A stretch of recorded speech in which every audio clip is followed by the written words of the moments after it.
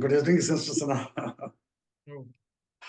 आज हम चर्चा करने जा रहे हैं ब्रह्मांड का कालचक्र, लाइफ साइकिल ऑफ यूनिवर्स की 4 अरब साल की लाइफ साइकिल है और लगभग 2 अरब साल बीत चुके हैं और 2 अरब साल बाकी हैं।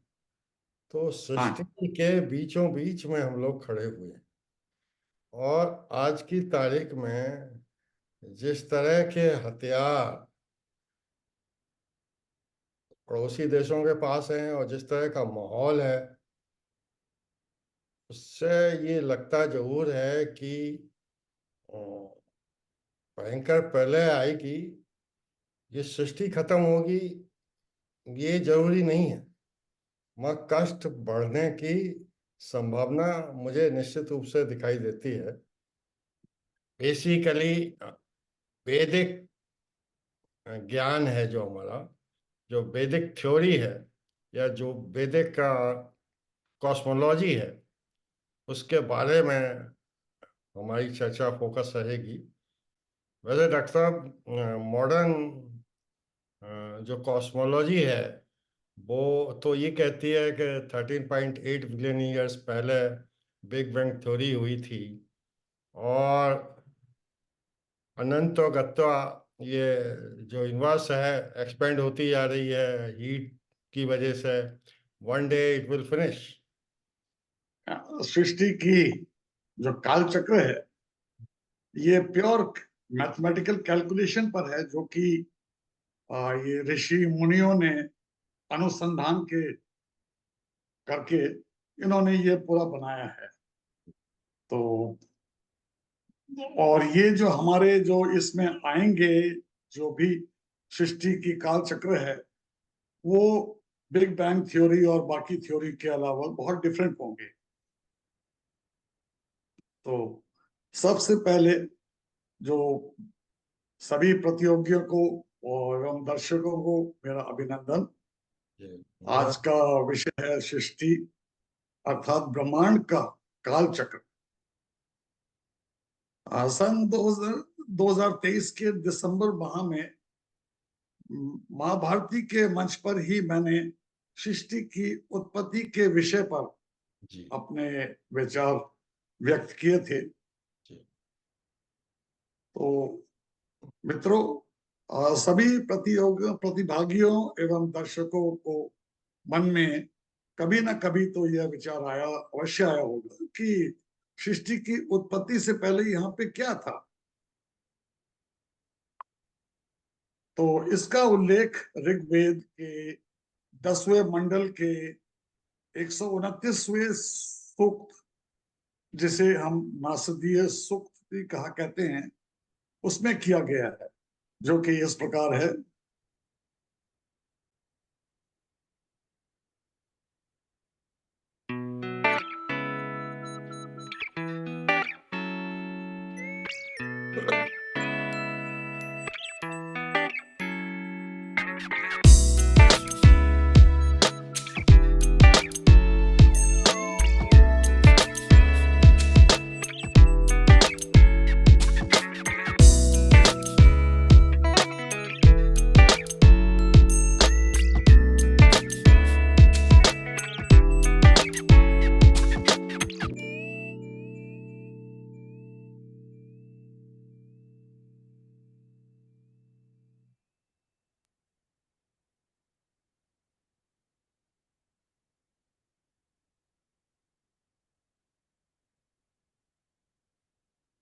और ये आपने सुना कि ऋग्वेद में इसका पूरा वर्णन दिया गया है।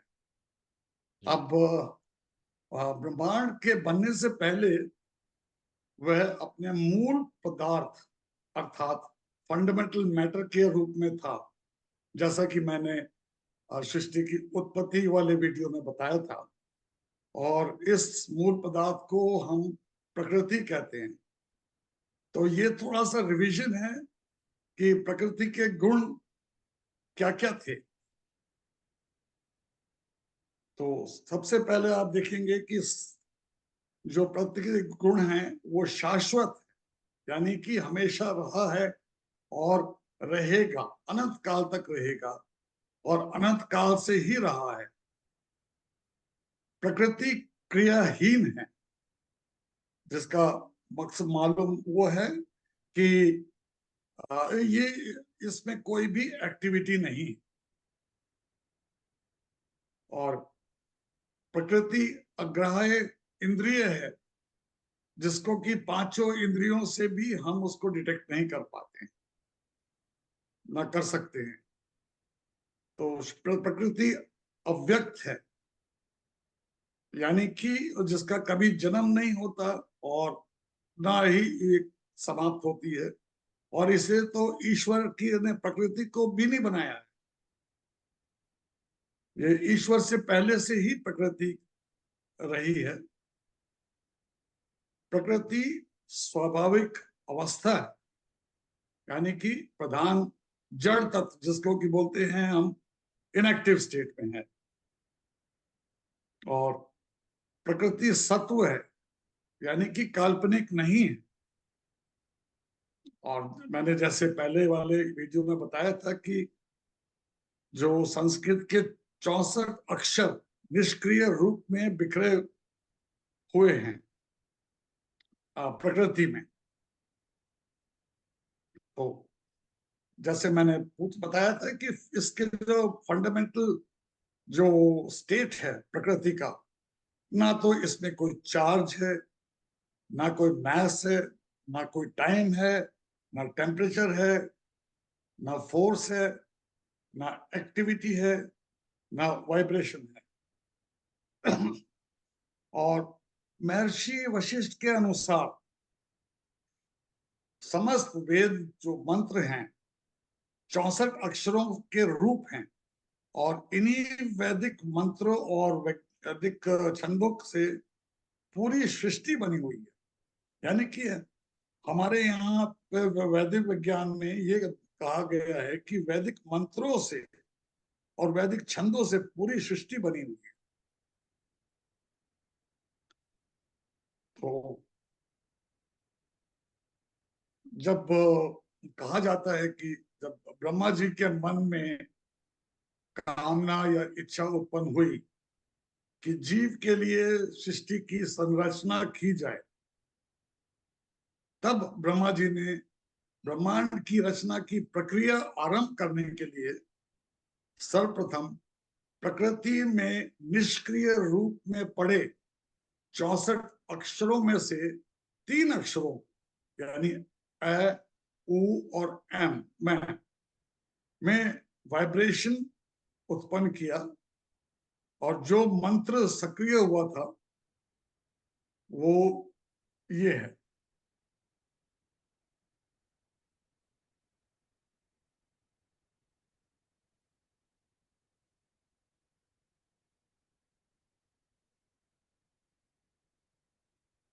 तो इसका तात्पर्य यही है कि सृष्टि की जो उत्पत्ति हुई थी वो ओम मंत्र से ही हुई थी।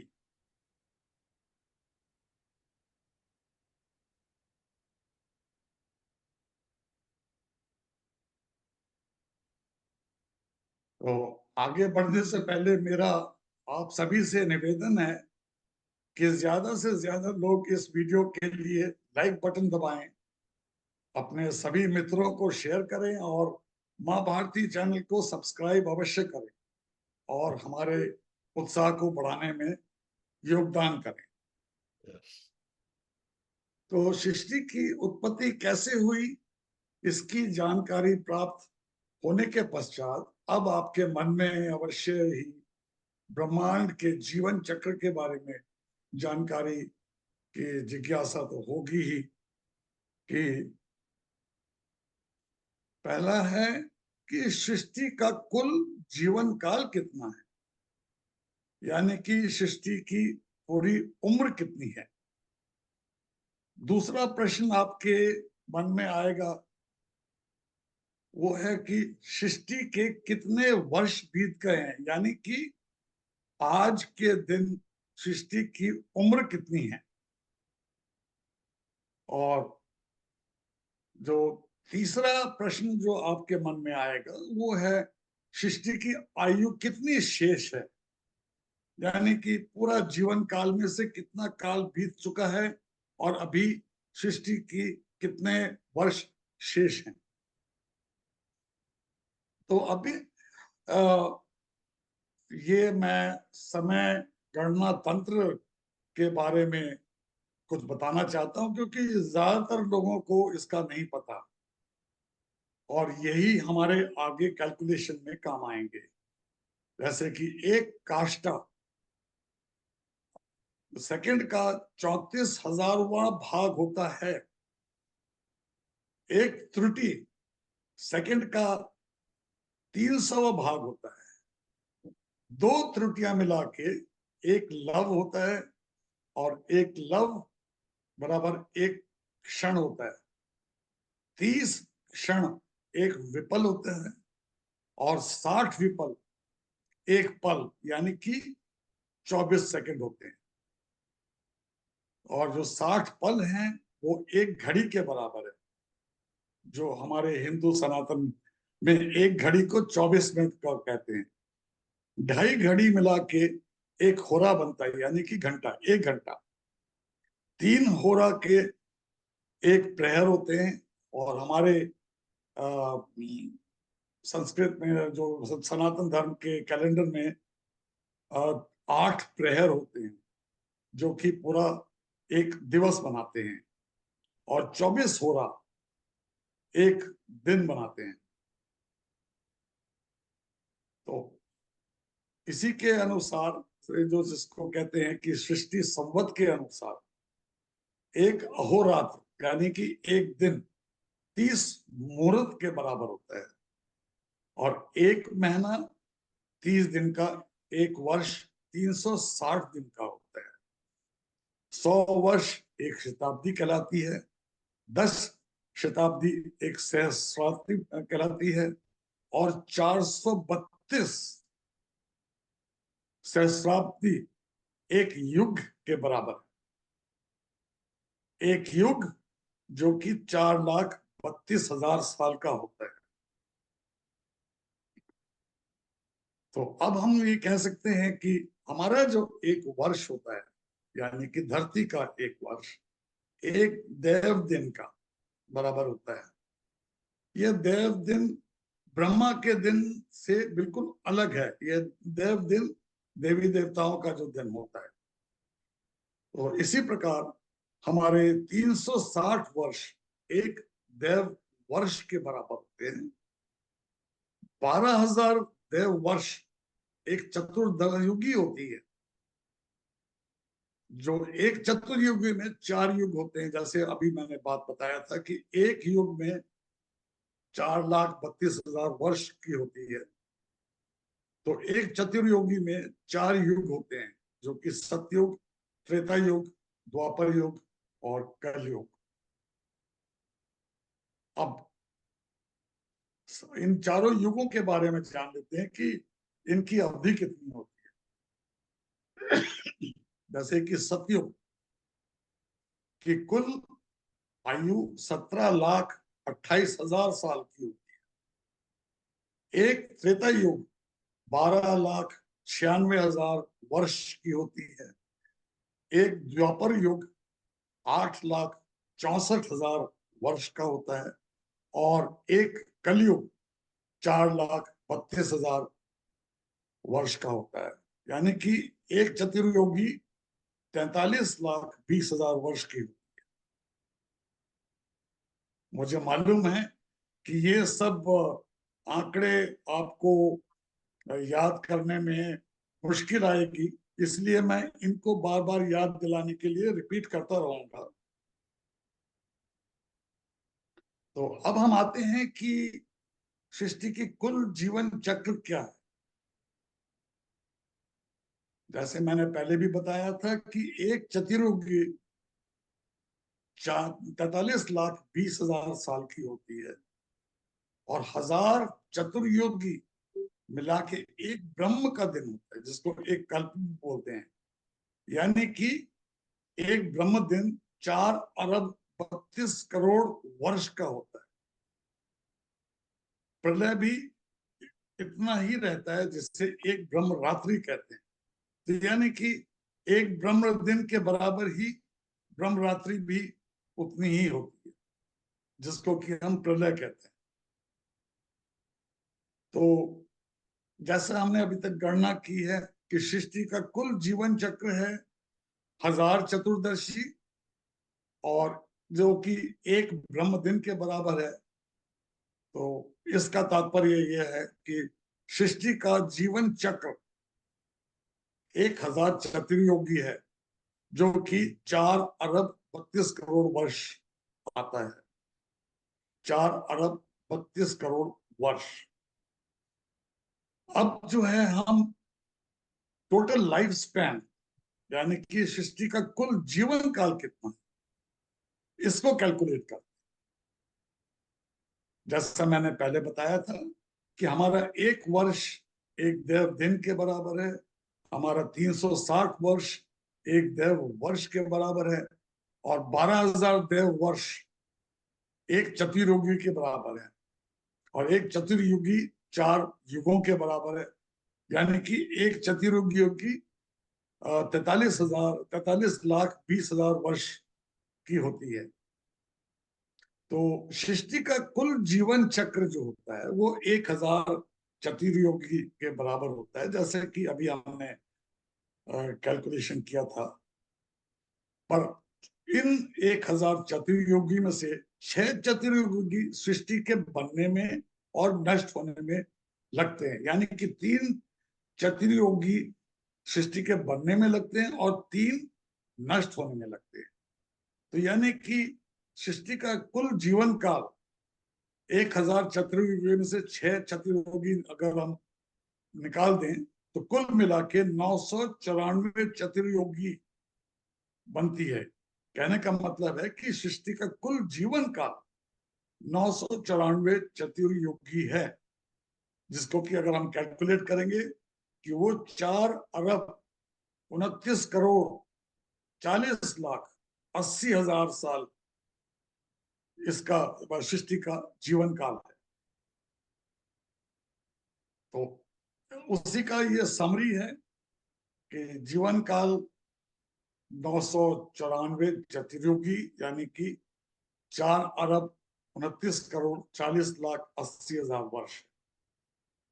अब हम आते हैं कि सृष्टि के कुल जीवन काल में से कितने वर्ष बीत चुके हैं, जिसका तात्पर्य है कि अभी तक सृष्टि, आज की डेट में सृष्टि की आयु कितनी है, यानी कि उसकी कितनी आयु हो चुकी है, इसका कैलकुलेशन हम करते हैं।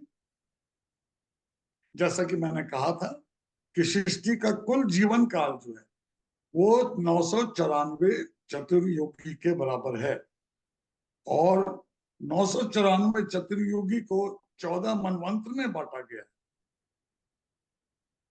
यानी 14 मनवंत्र 994 चतुर्युगी के बराबर हैं, जो कि अब एक मंत्र व मनवंत्र पे आएंगे तो एक मनवंत्र 71 चतुर्युगी के बराबर। ये हैं 14 मनवंत्र जिनका मैं नाम नहीं लूंगा। इसमें से इस समय 7वां मनवंत्र चल रहा है, जिसको कि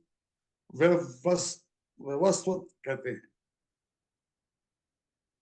तो कुल मनवंत्र 14 होते हैं। एक मनवंत्र 71 चतुर्युगी के बराबर होती है। तो एक मनवंत्र जो है 30 करोड़ 67 लाख 20 हजार साल की होती है। अब हम देखते हैं कि सृष्टि की बीती हुई अवधि कितनी है, यानी कि उसकी एज आज के दिन में कितनी है सृष्टि की। अब इसमें से क्या क्या बीत गया है, 6 मनवंत्र बीत गए हैं, 7वां मनवंत्र चल रहा है, और इस 7वें मनवंत्र के 71 में से 27 चतुर्दर्शी चतुर्युगी बीत चुके हैं। 28वीं चतुर्युगी चल रही है, और इस चतुर्युगी के 3 युग भी बीत चुके हैं, सतयुग, त्रेता युग और द्वापर युग, और वर्तमान काल में कलयुग चल रहा है, और कलयुग के 5123 वर्ष बीत चुके हैं।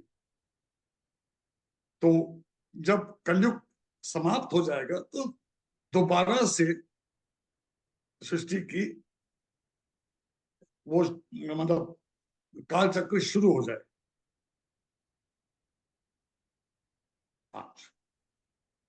अब जैसे हमने बात की थी कि अब इसका कैलकुलेशन कर लेते हैं। 6 मनमंत्र जो बराबर होता है 1 अरब 84 करोड़ 3 लाख 20 हजार वर्ष। जो 7वें मनमंत्र जो इस समय चल रहा है उसके 27 चतुर्युगी बीत चुके हैं। उसका कुल टोटल आता है 11 करोड़ 86 लाख 40 हजार। और 28वीं चतुर्युगी के 3 युग जो बीत चुके हैं, सतयुग के 17 लाख 28 हजार वर्ष, त्रेता युग के 12 लाख 96 हजार वर्ष, द्वापर युग के 8 लाख 64 हजार वर्ष, और अंतिम युग यानी कि कलयुग के 5123 वर्ष बीत चुके हैं। तो कुल मिला के सृष्टि के बीते हुए वर्ष हैं 1 अरब 96 करोड़ 8 लाख 53 हजार 123 वर्ष। ये सृष्टि की आज की आयु है। अब आपके मन में उत्सुकता जागी होगी कि अब सृष्टि के कुल कितने जीवन काल के कितने वर्ष शेष बचे हैं, इसका भी हम कैलकुलेशन करते हैं।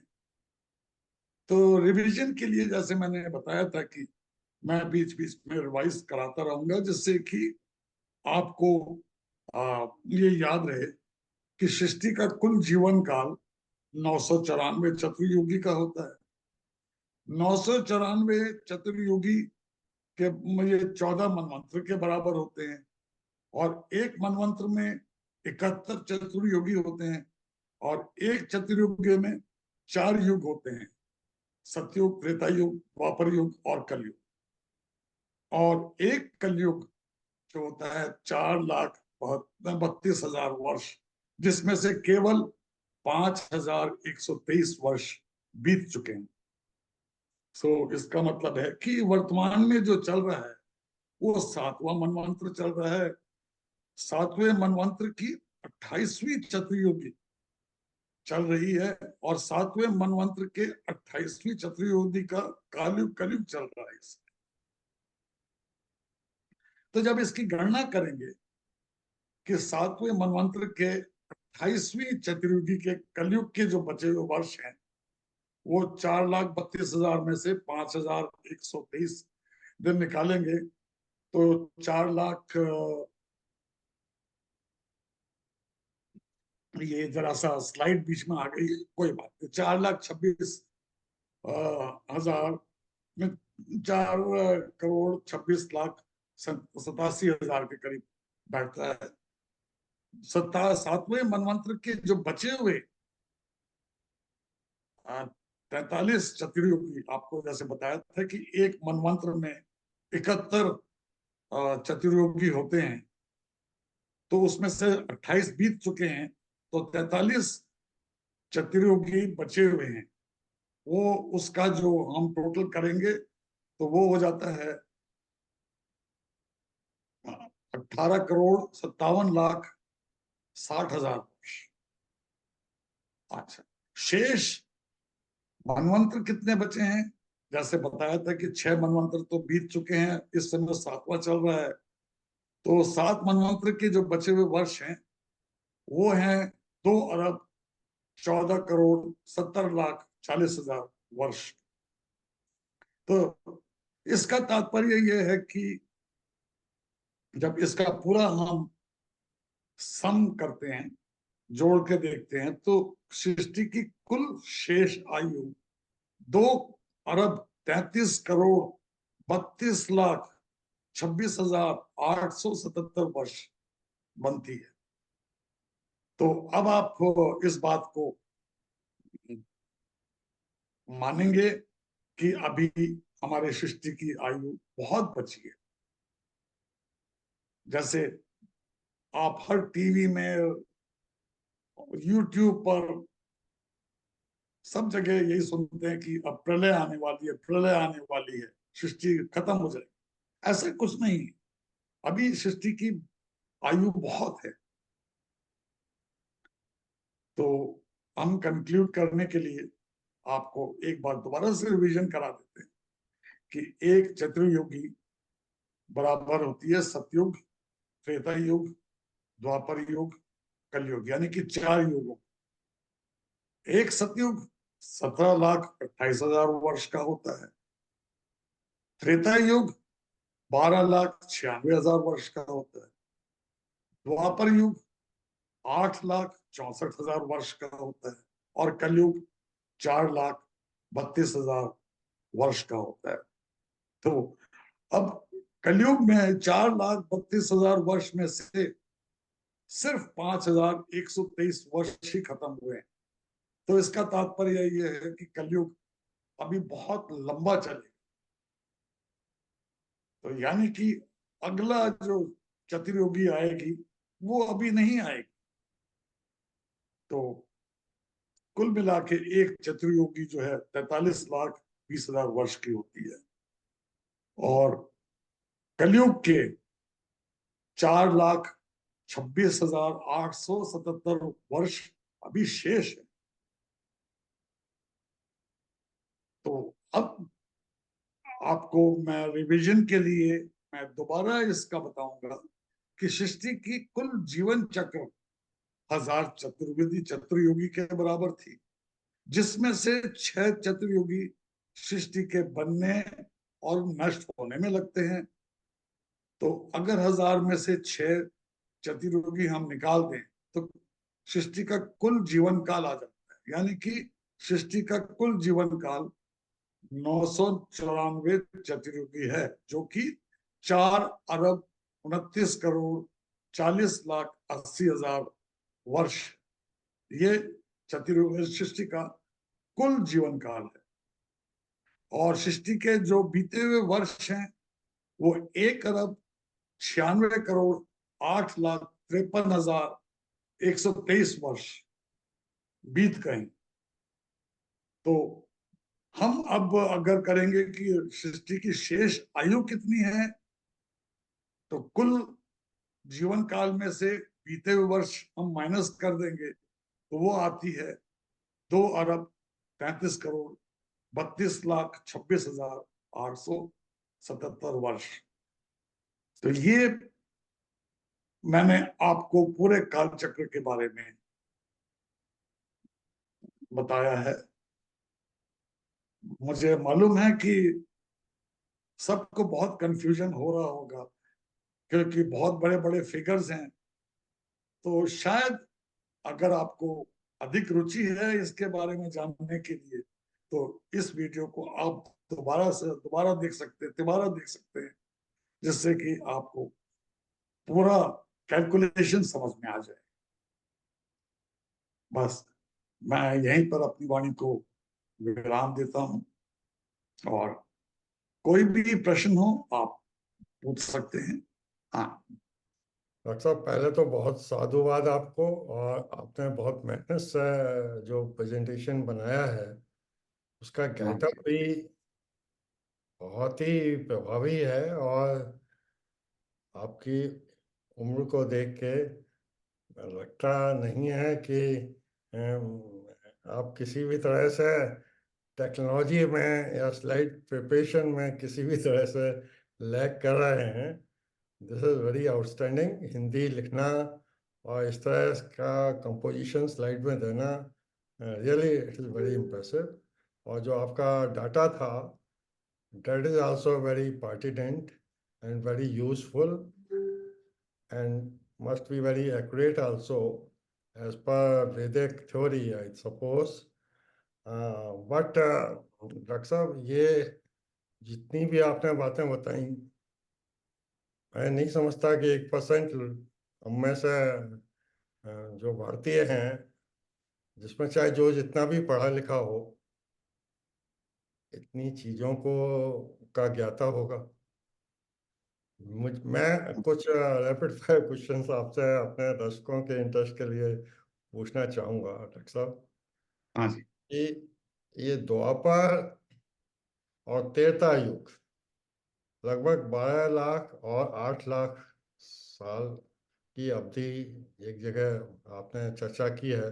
मैं मोटी मोटी बात इसलिए कर रहा हूँ कि डॉक्टर साहब के मोटे मोटे आंकड़े याद रखना सभी के लिए ज़्यादा आसान होगा। रेफरेंस के लिए तो आपने जो कहा है उसको एग्जैक्टली देखा जा सकता है। और मैंने कहीं पढ़ा था कि त्रेता युग में भगवान राम लगभग ईसा मसीह से 5000 साल पहले, और द्वापर जी। में भगवान कृष्ण लगभग 5000 साल पहले ईसा से। तो कहाँ तो हम लोग लाखों वर्षों के एक युग की बात करते हैं, और दो युगों में जी। हम जो विष्णु भगवान के अवतार हुए, विष्णु भगवान के ही हुए ना सर, और वो हाँ। उसको 2000 साल का ही गैप था, और युग परिवर्तन हो गया। तो इसके बारे में आप क्या हमारे दर्शकों को बताना चाहेंगे? देखिए, आप ने बहुत अच्छा कोई सवाल किया है। अब जो ऋषि मुनियों ने हजारों साल पहले उन्होंने जो गणना की थी, मैंने तो सिर्फ उसी गणना के बेसिस पर मैंने आपको पूरा डेटा दिया है। और आपका जो ये कहना बिल्कुल सत्य है कि जो कि हमारे द्वापर युग, त्रेता युग, सतयुग और कलयुग से मेल नहीं खाता है। पर अभी भी हमारे पास में कोई कंक्लूसिव एविडेंस नहीं है कि कौन सा युग कब खत्म हुआ और कौन सा युग खत्म होने के पहले युग के बाद में दूसरा युग आया जी। है। ये एस्ट्रोलॉजी में भी वो देखा गया है कि जो हमने, जैसा कि रामायण में श्री राम के जन्म के समय जो ग्रहों की स्थिति थी, जी। वो जब हमने उसको बैक ट्रैक किया, बैक ट्रेस किया, ट्रेस बैक करके हम इस नतीजे पे पहुंचे कि श्री राम 12 जनवरी और 5012 वर्ष ईसा पर उसमें बीसी में उनका जन्म हुआ था, 12 जनवरी को। तो अगर उसको हम सिर्फ हजारों साल पहले का देखेंगे, तब ये जो मैंने डेटा दिया है वो बिल्कुल तर्क संगत नहीं लगता है। ये तो मैंने डेटा जो दिया है सिर्फ जो भी ऋषि मुनियों ने लिखा था वही मैंने दिया है। डॉक्टर साहब, दूसरा क्वेश्चन हम जल्दी जल्दी कुछ चर्चा करेंगे। दूसरा क्वेश्चन ये है कि मोटे रूप से हमारे दर्शकों को ये समझ में आया है कि 4 अरब साल की लाइफ साइकिल है, और लगभग 2 अरब साल बीत चुके हैं, और 2 अरब साल बाकी हैं। तो सृष्टि हाँ। के बीचों बीच में हम लोग खड़े हुए हैं, और आज की तारीख में जिस तरह के हथियार पड़ोसी देशों के पास हैं और जिस तरह का माहौल है, उससे ये लगता जरूर है कि अ, भयंकर प्रलय आएगी। ये सृष्टि खत्म होगी ये जरूरी नहीं है, मगर कष्ट बढ़ने की संभावना मुझे निश्चित रूप से दिखाई देती है। इसके बारे में आप क्या कहना चाहेंगे? जी, मैं सिर्फ इतना ही कहना चाहता हूं कि हमें अपने पृथ्वी का और सृष्टि में जो डिफरेंसेस हैं उनको नहीं भूलना चाहिए। हमारी जो पृथ्वी है वो एक गैलेक्सी में है, और सृष्टि में पता नहीं हजारों लाखों करोड़ों गैलेक्सीज हैं। तो हमने ये जो गणना की है, ये पूरी सृष्टि की जो नष्ट होने की गणना की है कि कब उसकी अभी उम्र कितनी है और उसकी समाप्ति कब होगी, यानी कि प्रलय कब आएगा। तो सृष्टि अलग है, हम पृथ्वी की बात कर रहे हैं। तो जी पृथ्वी पर जो हमारे वर्ष हैं, ये तो पृथ्वी है, गैलेक्सी तो नहीं पूरी नष्ट हो जाएगी, सिर्फ पृथ्वी का ऊपर जीवन नष्ट हो जाएगा और उसके बाद में दोबारा से यहाँ पर सब जीवों की उत्पत्ति हो जाएगी। तो हमें अच्छा, इन दोनों चीजों में कंफ्यूज नहीं करना हाँ, चाहिए। एक प्रश्न और दिमाग में आता है, वो ये है कि हमारा शरीर नश्वर है, हम कुछ समय के लिए आते हैं। हो सकता है हाँ पहले आयु बहुत लंबी होती हो, डील डॉल भी लोगों के बड़े होते होंगे, मगर ये पेड़ पौधे हैं, इनके भी कुछ लिमिटेड साइकिल्स हैं हर चीज की। जो क्रिएशन जी। है दुनिया में, उसकी अपनी लाइफ साइकिल है। और मुझे ये लगता है कि सृष्टि मिटना इतना आसान नहीं है, और सृष्टि तो रहेगी। और जो ये बहुत ज़्यादा डराया जाता है इस बात से कि साहब बहुत ज़्यादा पोल्यूशन है, या जंगल कट रहे हैं, पहाड़ों का नुकसान हो रहा है, इसका तो कोई ना कोई हल मानव निकाल ही लेगा। इससे इतनी प्रलय आने की मुझे संभावना नहीं दिखाई देती है। मगर निश्चित रूप से जो हथियार हैं, उनसे जो महाविनाश होगा, उससे नहीं बचा जा सकता है। चाहे इसके बारे में बताइए आप, इस पे तो और बिल्कुल सही कह रहे हैं। एक्चुअली आजकल के जो पंडित हैं ये और जो यूट्यूबर्स हैं, इन्होंने पूरे पॉपुलेशन को बहका के रखा हुआ है कि प्रलय आएगी। उन्हें प्रलय का मतलब ही नहीं पता है। प्रलय सिर्फ सृष्टि की आती है। और जैसा कि मैंने बताया था कि सृष्टि जो हमारी धरती है, इस पे बिगड़ता रहेगा, नष्ट होता रहेगा, दोबारा से जीव जंतु पैदा होते रहेंगे, मनुष्य पैदा होते रहेंगे और फिर से ये डिस्ट्रॉय होंगे, उसके बाद में फिर ये होता रहेगा। तो पृथ्वी का जो हमारा चक्र है, वो सृष्टि के चक्र से हम कंफ्यूज ना करें। तो ये जो प्रलय नाम का जो शब्द इस्तेमाल करके जो हमारे पंडित हैं सबको जो बरगलाते हैं, ये बहुत ही दुर्भाग्यपूर्ण है। डॉक्टर साहब, एक और चर्चा मैं करना चाहता हूँ। मैं पुराने जी। जमाने में चंद्रगुप्त और चाणक्य के समय की हिस्ट्री जानने की कोशिश कर रहा था। तो उस जमाने में नालंदा यूनिवर्सिटी हुआ करती थी।